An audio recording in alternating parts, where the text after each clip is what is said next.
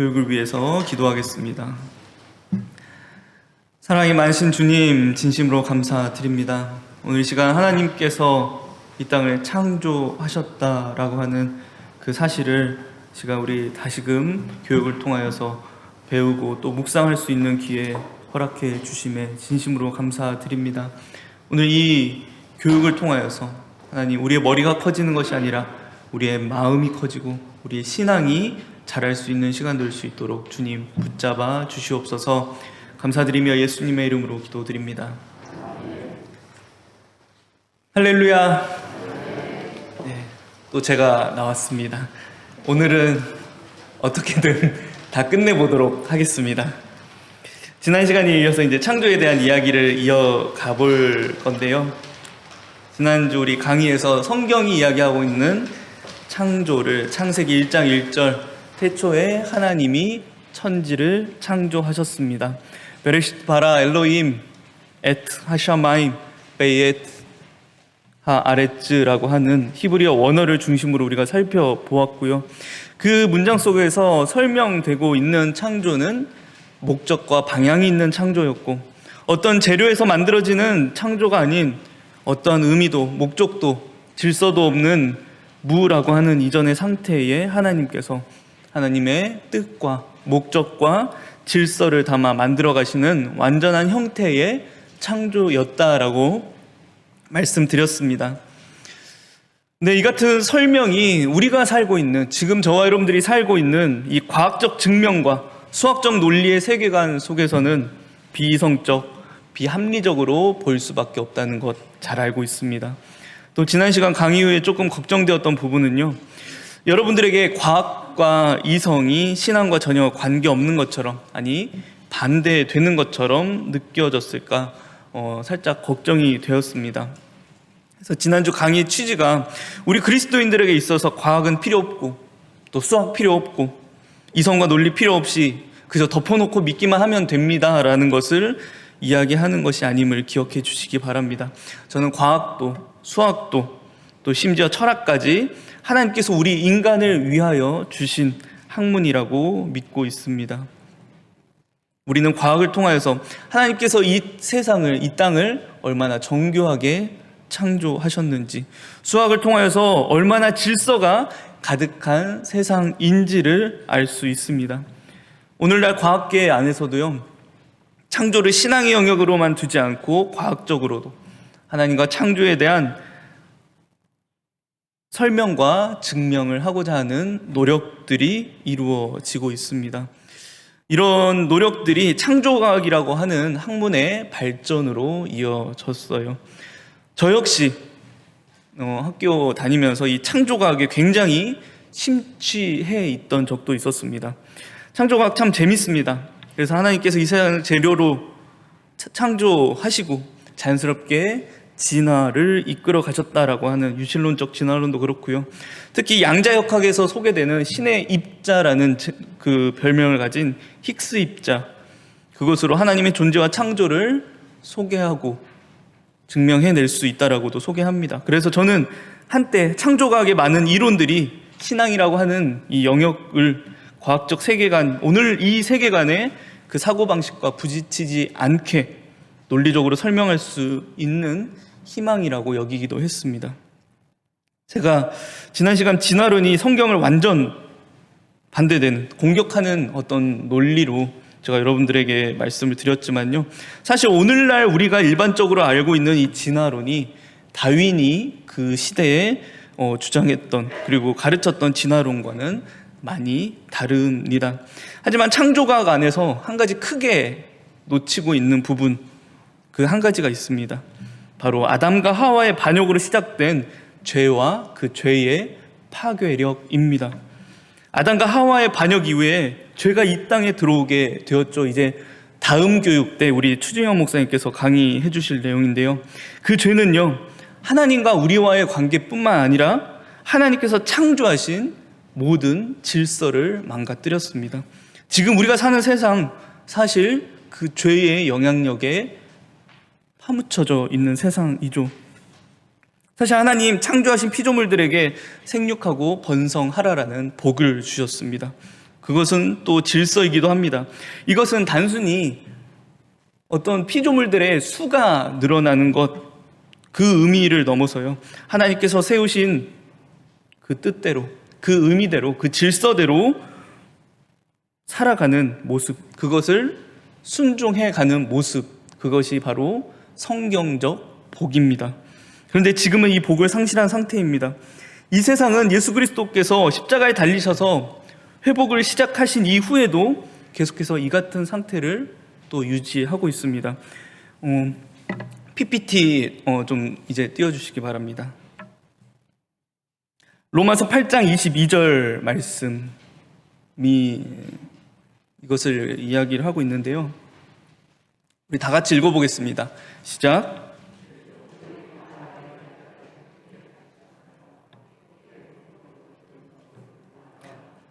탄식하다. 죄 가운데 있는 피조물이 겪어야 하는 상태입니다. 그 첫 상태의 질서는 창조. 그 상태에 있는 질서는요, 하나님께서 처음 만드신 질서와는 다른 질서이기도 합니다. 다윈의 목적과 다르게 진화론이 신앙을 흔드는 도구로 쓰여지게 되는 이유가 죄 때문입니다. 그리고 제가 창조과학을 좀 내려놓았던 이유 중에 하나는요, 그 창조과학에 한창 빠져 있을 때 하나님께서 어느 날 제 마음 가운데 이런 말씀을 주셨습니다. 계속 띄워주셔도 됩니다. 야, 너 그렇게 나를 증명해내고 싶니?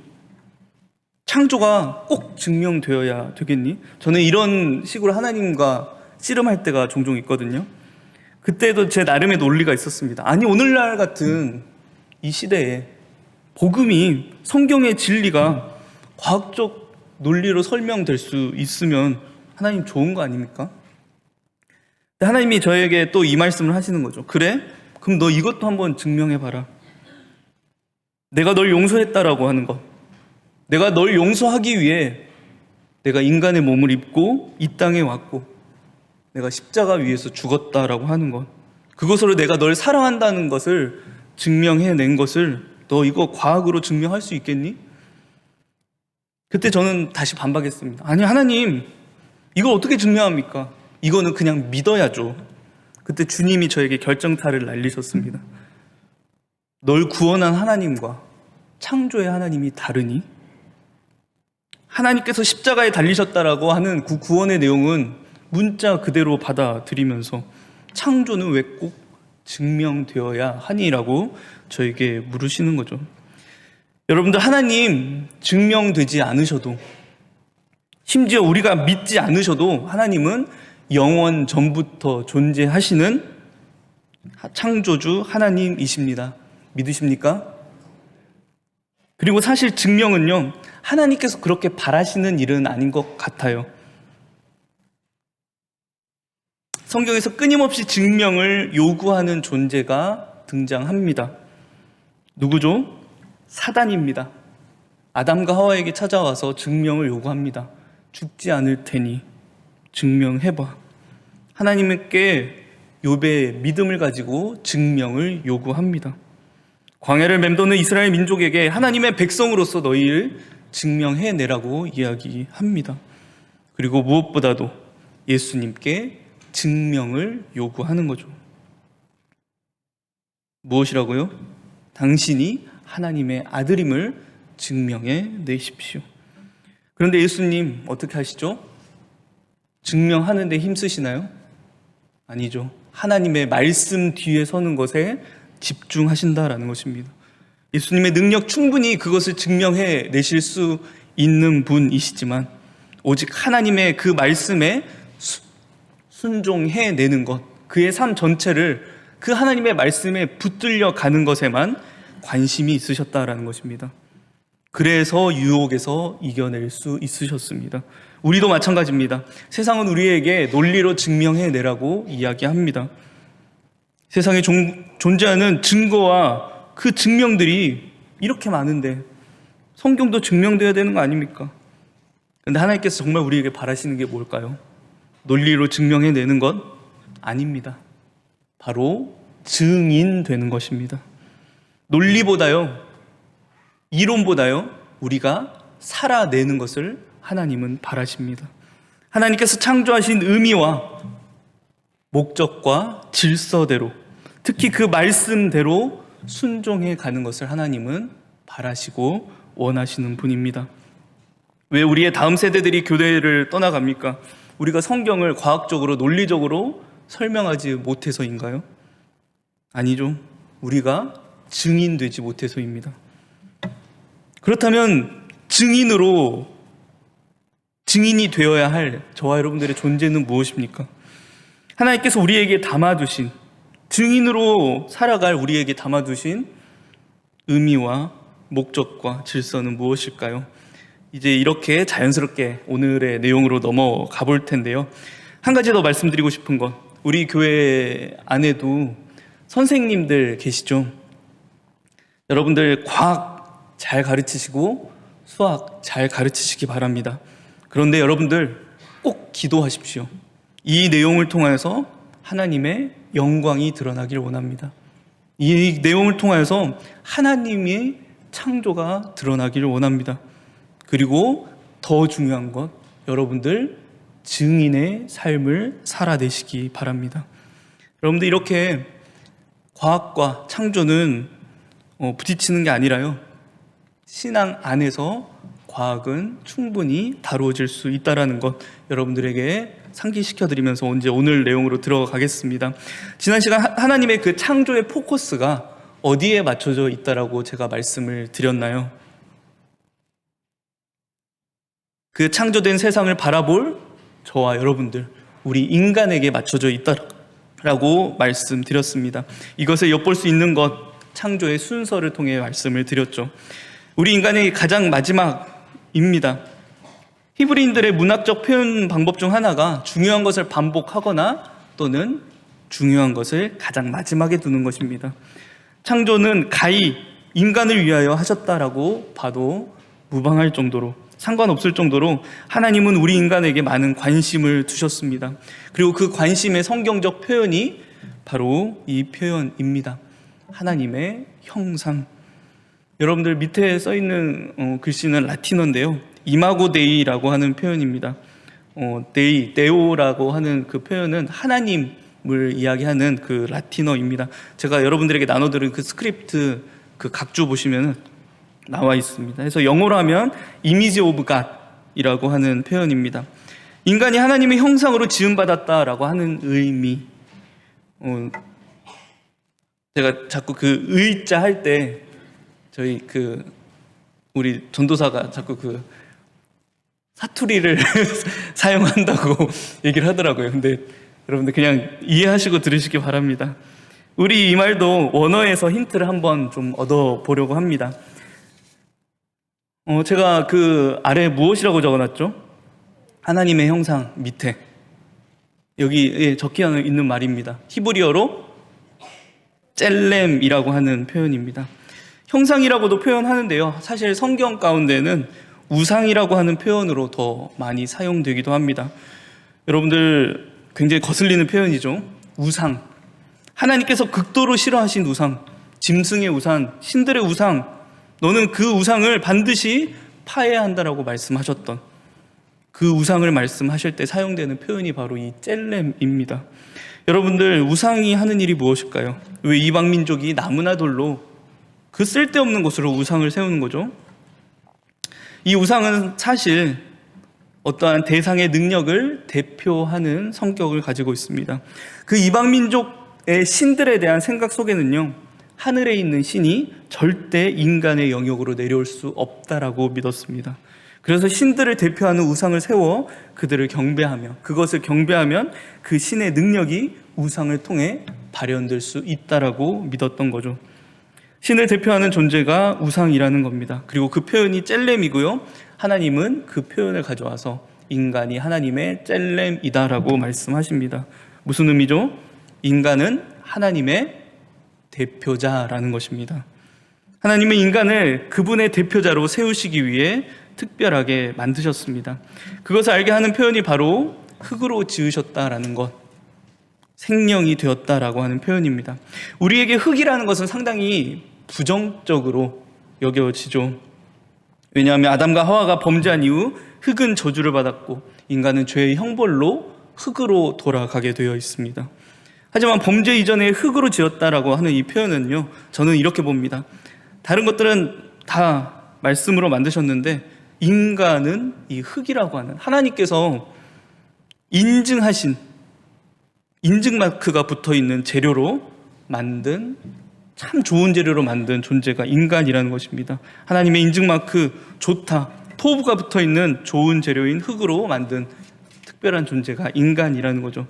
그런데 여러분들 말씀을 잘 보시면은 다른 그 동물들, 일반 짐승들도 사실 흙으로 만드셨다라는 표현이 나옵니다. 그러면 뭐가 달라요? 같은 존재면 다스릴 수 없죠. 그런데 하나님은 인간에게만 또 특별한 무언가를 주신다라는 거죠. 바로 하나님의 생기를 불어 넣으셔서 살아있는 생명이 되게 하셨다라는 것입니다. 여기서 하나님의 모양, 하나님의 데무트, 모든 피조물들 앞에서 인간이 하나님처럼 보이는 존재가 되게 하신다라는 것입니다. 하지만 이 인간은 피조물이기에 하나님은 아닙니다. 하지만 하나님을 닮아 하나님을 대표하는 피조물이 되었습니다. 그렇다면 흙과 생명으로 지음받은 인간이 하나님의 어떤 속성, 어떤 부분을 대표하는 것일까요? 첫 번째는 하나님의 능력을 대표하는 존재라는 것입니다.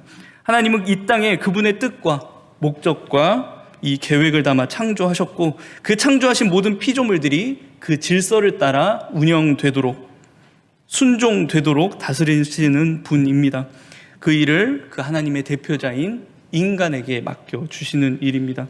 그리고 그 인간이 하는 가장 상징적인 일이 무엇입니까? 창세기 2장에서 이름을 지어주는 일이 나옵니다. 여러분들, 이름을 지어준다라고 하는 그 행위가 무엇을 뜻하는 것일까요? 여러분들, 제가 전에도 이 시를 여러분들과 한번 이야기했던 적이 있는데요. 이 김춘수 시인의 꽃이라고 하는 시입니다. 제가 여러분들에게 읽어드리겠습니다. 일부분입니다. 내가 그의 이름을 불러주기 전에는 그는 다만 하나의 몸짓에 지나지 않았다. 내가 그의 이름을 불러주었을 때 그는 나에게로 와서 꽃이 되었다. 이름을 지어준다라고 하는 것은 어떤 의미죠? 그 대상이 가지고 있는 의미, 하나님께서 담아두신 그 뜻을 찾게 해주는 일입니다. 이 일이 창조는 아닙니다. 하지만 창의적인 일입니다.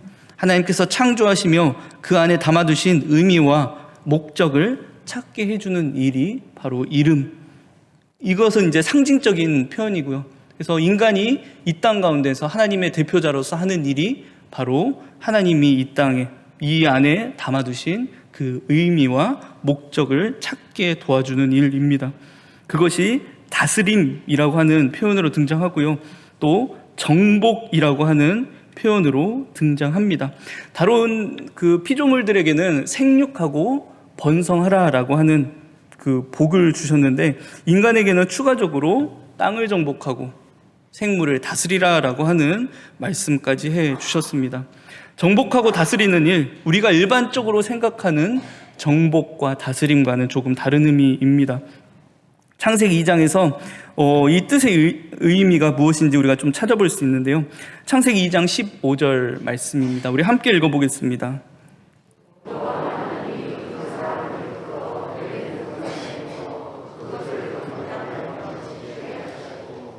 우리가 일반적으로 아는 정복과는 조금 다른 형태로 일한다라는 것이죠. 경작하며 지키는 일. 특히 여기서 경작하다라는 말의 히브리어를 아바드라고 하는데요. 이 의미는 일하다, 봉사하다, 섬기다, 시중들다라고 하는 그 뜻이 있습니다. 이 말에서 예배하다라고 하는 히브리어 에베드가 등장하게 되는 거죠. 그러니까 여러분들, 성경적 다스림, 성경이 이야기하고 있는 다스림의 진짜 뜻이 무엇일까요? 쉽게 말해서 섬기는 일이라는 것입니다. 뭔가 말이 안 맞는 것 같죠? 근데 이게 다스림의 진짜 뜻입니다. 그리고 그 다스림을 이 땅에서 확실하게 보여주신 분이 예수 그리스도이십니다. 우리에게 노동이라고 하는 것, 창조 때부터 주어지는 창조 질서의 하나인데요. 지금 우리에게, 저와 여러분들에게 노동은 고통스러운 것으로 인식되어 있습니다. 그렇게 받아들이죠. 근데 본래 창조 때의 이 노동의 의미는 하나님의 다스림을 이 땅에 대표하여 나타내는 일이라는 것이죠. 그렇기 때문에 여러분들 각자의 직장에서 또 여러분들의 각자의 삶 가운데 일하는 것이 그저 나의 일, 내 가족의 일, 나의 생존을 위해 하는 일이 아니라요, 원래 하나님께서 우리에게 주신 일이라고 하는 그 진짜 뜻은 하나님을 대표해 하나님의 일을 하는 존재라고 하는 것을 꼭 기억하시기 바랍니다. 또한 인간은 삼위일체 하나님의 관계를 대표하는 그 존재이기도 합니다. 하나님은 관계의 하나님이십니다. 바로 성부, 성자, 성령 하나님, 이 세 위격이 서로 사랑으로 묶여 계신 관계에 맺으시는 관계. 어려운 말이죠. 오늘 삼위일체까지 이야기하면 안 끝날 것 같아서 이건 간단하게 그냥 다루고 넘어가겠습니다. 어떤 이들은 이런 말도 합니다. 하나님께서 참 외로우셔서 창조를 하셨다. 아닙니다. 하나님은 절대 외로우실 수 없는 분입니다.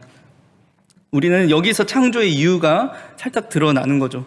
하나님은 외로우셔서가 아니라 그분의 사랑이 넘치셔서 창조하셨다라고 우리는 이야기할 수 있는 거죠. 하나님의 관계를 대표하는 존재가 바로 인간입니다. 특히 남자와 여자, 가정의 관계를 통해서입니다. 여러분들, 하나님께서 그 모든 창조 가운데 다 토부, 참 좋다, 좋다, 좋다. 인간 만드시고서는 토부, 매우 좋다라고 말씀하시는데, 하나님께서 유일하게 로우 토부, 좋지 않다라고 말씀하신 부분이 있는데요, 바로 사람이 혼자 사는 것이 좋지 않다라고 말씀하십니다. 이 말씀을 어떻게 보면은 하나님께서 창조를 다 마치시고 그 아담의 상태를 보니까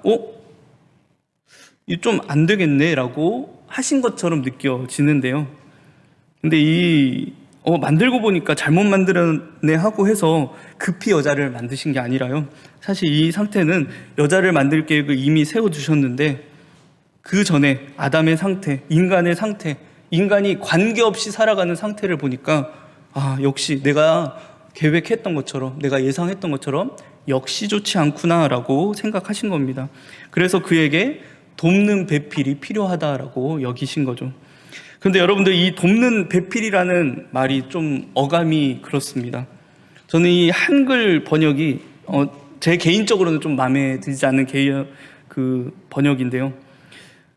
이 돕는 배필이라는 말을 좀 그냥 꼬인 마음에서 들으면 여성분들이 뭔가 보조적인 역할로 비춰진다라는 거죠.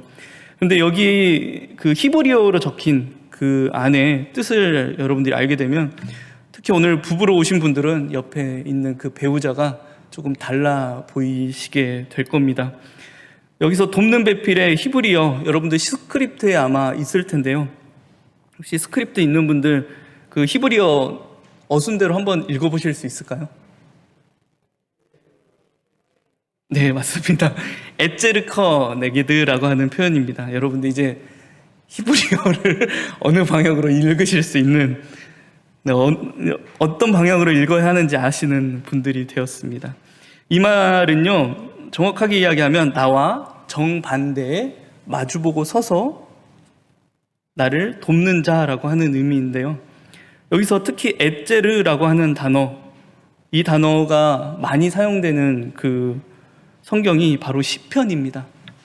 이 시편에서 특히 하나님의 도우심을 이야기할 때 쓰이는 단어가 바로 이 에제르입니다. 그러니까 시편에서 시인이 어떤 상황에서 하나님께 도움을 달라고 해요? 세상에 나를 향한 모든 도움이 다 끊겼을 때, 이 땅에서 내가 의지할 것이 다 사라졌을 때, 모든 사람들이 내게 등을 돌리고 나를 공격할 때 시인은 하나님 나를 도와주소서, 하나님 그 크신 하나님의 그 장벽으로, 하나님의 그 성벽으로 나를 도와주소서라고 이야기하는데요, 오늘날 이 에제르커 네게드 안에 쓰이는 단어가 사실 그런 의미라는 것입니다. 저 사람이요, 하나님께서 만드신 저 배우자가 하나님과 같이 나를 돕는 자라고 하는 의미라는 것입니다. 특히 이 여자는 그 재료부터가 이제 완전 다릅니다. 인증에 인증을 마친 아담이라고 하는 최상의 재료로 하나님께서 여자를 만들어 주셨습니다. 그러니까 우리 그 남성 성도님들, 특히 남편 되시는 분들, 그 오늘부터 아내를 종부리듯이 여러분들 그렇게 대하시면 안 됩니다. 아내분들도 남편에게 마찬가지입니다. 우스갯소리로 남의 편이 남편이다라는 그런 말이 있다라고 하는데요. 사실 세상에서 하나님 다음으로 내 편이 되는 사람이 남편인 것입니다. 저 사람이 정말 사랑되지 않을 때, 아니 세상 모두가 나를 인정하지 않고 세상 모두가 내게 등 돌려도 하나님께서 나를 위해 남겨두신 사람이 바로 내 곁에 있는 배우자라는 것입니다. 그런 존재가 내 정반대에 서서 나를 마주보고 서 있다라고 해요. 그 의미는 그 사람, 나와 생김새도 다르고 성격도 다르고 내가 가진 능력과 생각하는 사고, 기능 모든 것이 나와 다른 존재라는 것입니다. 그러니까 그 다름을 서로 채워서 돕는 존재가 부부라고 하는 존재라는 것이죠. 그리고 그것을 붙이는 접착제는 사랑이 되어야 합니다. 왜냐하면 우리가 대표하는 하나님은 관계의 하나님, 특히 사랑의 하나님이시기 때문입니다. 부부가 그 관계로 하나 될 때에 진정한 한 몸이 될 수 있는 거죠. 이것이 성경적 남자와 여자의 관계고요. 그리고 모든 인간 관계의 질서이기도 합니다. 나에게 없는 것이 저 사람에게 있다라고 해서 내가 부러워할 필요도 없는 거고요. 저 사람에게 없는 것이 나에게 있다라고 해서 저 사람을 무시할 필요도 없다라는 거죠. 그저 우리는 다를 뿐인 것입니다. 그래서 저 사람을 나처럼 내 기준에 맞추기 위해서 애쓰는 것이 아니라 내가 가진 것으로 저 사람을 돕고 저 사람의 부족한 것을 채워주는 관계, 그것이 하나님께서 우리 안에 담아두신, 우리 모든 인간관계 안에 담아두신 질서입니다. 꼭 퍼즐과 같은 거죠. 만약 내가 사랑하는 저 배우자가, 내 자녀가, 내 이웃이, 내 친구가 참 내 기준에 맞지 않을 때, 참 내 마음을 상하게 할 때, 여러분들 이렇게 이야기해 보셨으면 좋겠습니다. 한번 따라해 보세요. 괜찮아. 그럴 수 있어. 내가 뭘 도와주면 될까? 이제 이거는 좀 부끄러우니까 마음속으로. 나는 너의 에제르야. 여러분들 이 마음으로 상대방을 바라보십시오. 저 사람에게 내가 없으면 안 되는 존재, 나에게도 저 사람이 없으면 안 되는 존재. 그래서 그 성경적 표현이 뼈 중에 뼈요, 살 중에 살이다. 저 사람은 내가 없으면 안 되는 존재고 나는 저 사람이 없으면 안 되는 존재구나 라는 그 표현입니다. 하나님께 이렇게 창조된 인간, 이렇게 이 땅에서 하나님을 대표하는 역할을 맡았는데 앞에서도 말씀드렸던 것처럼 하나님은 아닙니다. 그래서 저 고대 근동의 왕들은 신들을 가지고서 자신의 왕권을 세우는 존재였다라면요, 우리 하나님의 대표들은 나의 일함을 통해, 나의 사역을 통해 하나님의 왕권을 강화하도록 돕는 존재입니다. 그리고 이 내용을 한마디로 정리해주는 성경적 표현이 바로 청지기라고 하는 표현입니다. 베드로전서 4장 10절 말씀 우리 함께 읽겠습니다.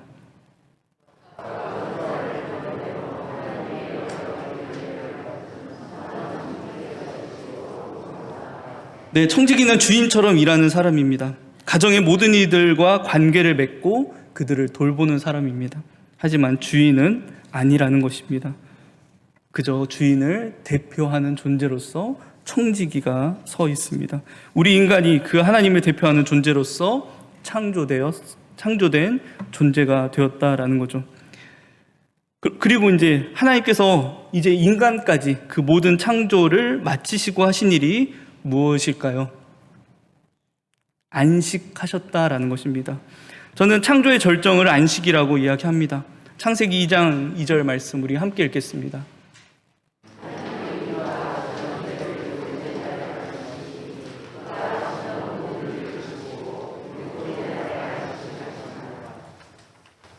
여기서도 이 하나님의 마치심이 우리가 생각하고 우리가 기본적으로 알고 있는 마침과는 다를 것입니다. 안식은 제가 스크립트에 써 두었지만 말씀으로 창조하신 그 모든 것들이 각자에게 담긴 그 뜻과 목적과 질서 그대로 순종되고 운영되는 상태, 그것을 안식이라고 이야기할 수 있습니다.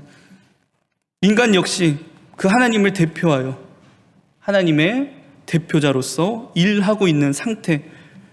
그래서 성경이 이야기하는 안식, 이 샬롬이라고 하는 단어는요, 우리 종종 성도들 간에 이제 샬롬이라고 인사합니다. 특히 이제 저는 신학교 가니까 많은 사람들이 저에게 이제 샬롬이라고 인사를 하더라고요. 그래서 저는 뭐 그냥 단순히 뭐 안녕하세요, 뭐 잘 지내셨어요 정도로 알고 있었던 단어인데요.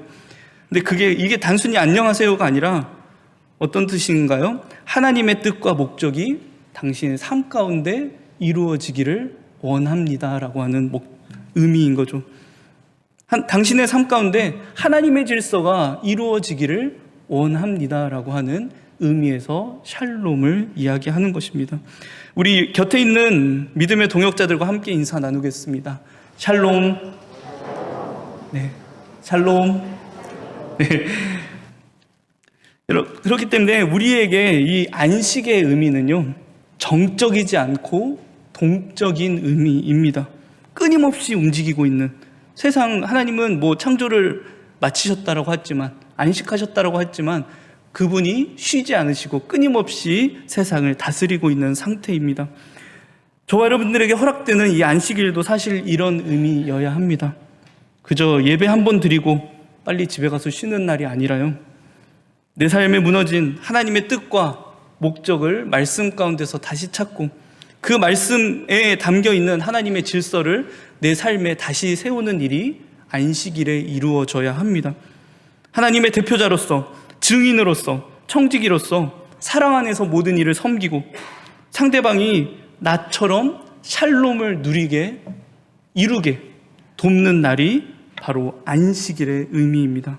더 나아가 우리가 속한 모든 삶의 영역들을 하나님의 안식으로 돌보고 다시 세우는 일, 그렇기에 우리는 매일매일이 안식일이 되어야 하는 것이죠.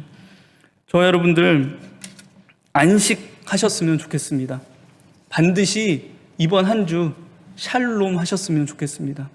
여러분들의 삶 가운데 하나님께서 품어두신 하나님의 뜻과 하나님의 계획과 목적이, 여러분들 가운데 말씀하셨던 그 성경의 질서가 온전히 이루어지기를 정말 소망합니다. 오늘 이제 교육을 마치겠습니다. 여러분들 창조의 의미가 어떻게 다가오셨을지 모르겠지만 적어도 제가 이제 마지막 여러분들에게 한 가지 그 문답을 적어놨는데요. 웨스트민스터 소요리 문답이라고 제가 적어두었습니다. 이 문답은요, 성경적 교훈과 그 교회의 그 많은 신앙 고백들을 문답식으로 정리해둔 신앙 고백서입니다. 가장 처음 등장하는 그 질문이 바로 이것입니다. 사람의 제1 되는 목적이 무엇입니까? 우리 나와 있는 답변 함께 해보도록 하겠습니다. 시작.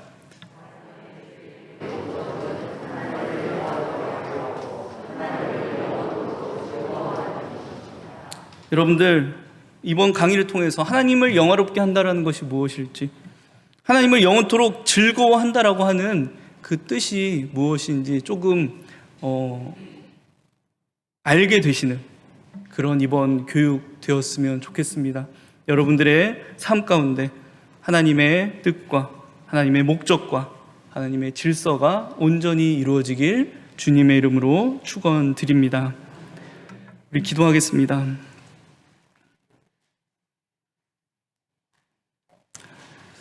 하나님, 이 성경 안에 담겨있는 이 귀한 진리, 사실 아무리 좋은 설명과 아무리 뛰어난 논리로도 다 전할 수 없음을 연약한 자가 고백드립니다. 하지만 그럼에도 불구하고 하나님께서 알게 하고자 하셨던 내용 전달되었을 줄도 또한 믿음으로 고백드립니다. 하나님, 우리에게 주신 그 창조라고 하는 그 진리가 정말 이 과학적 세계관 속에서, 정말 수학적 논리가 가득한 이 세계관 속에서 온전히 우리의 심령 가운데, 우리의 그 모든 삶의 방향 가운데 자리 잡을 수 있도록 주님 붙잡아 주시옵소서. 이를 통하여서 정말 말씀을 그대로 보고 믿고 받아들일 수 있는 그런 믿음도 우리에게 허락해 주셔서 우리가 정말 하나님께서 우리를 창조하시면서 담아두신 하나님의 대표자로서, 하나님의 증인으로서, 하나님의 청지기로서 온전히 살아갈 수 있는 이 한 주 될 수 있도록 주님 붙잡아 주세요. 예수님의 이름으로 기도드립니다. 아멘.